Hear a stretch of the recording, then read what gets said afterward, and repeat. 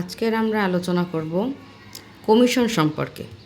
অর্থাৎ অনেক সময় দেখা যায় যে আমরা যখন অংশীদারি কারবারের অঙ্ক করতে যাই হিসাব বিজ্ঞানে, তখন এরকম সমস্যা দেখতে পাই যেগুলো স্টুডেন্টদের জন্য অনেক সময় সমাধান করা একটা সমস্যার ব্যাপার হয়ে দাঁড়ায়, বা অনেক সময় অবজেক্টিভের মধ্যেও এগুলো দিয়ে থাকে।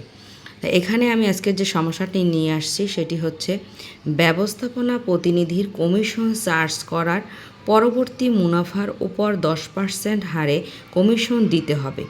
নিট মুনাফা 20,000 টাকা হলে প্রদত্ত কমিশন কত? অর্থাৎ ব্যবস্থাপনা প্রতিনিধির যে কমিশন, সেই কমিশন চার্জ করার পরের মুনাফাটা হচ্ছে 20,000 টাকা। অর্থাৎ এই 20,000 টাকা মুনাফার মধ্যে কমিশনটা অন্তর্ভুক্ত আছে। এটা হচ্ছে প্রদত্ত কমিশন।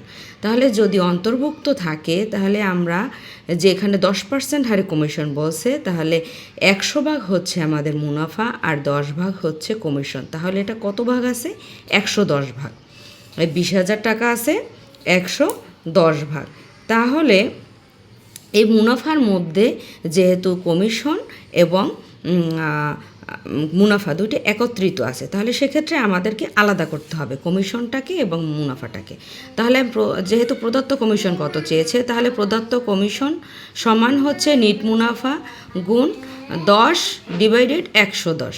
তাহলে এখানে নিট মুনাফা হচ্ছে 20,000। একে আমি যদি 110 দিয়ে ভাগ করি আর 10 দিয়ে গুণ করি, তাহলে আমার যে টাকাটা বের হবে এটাই হচ্ছে প্রদত্ত কমিশন।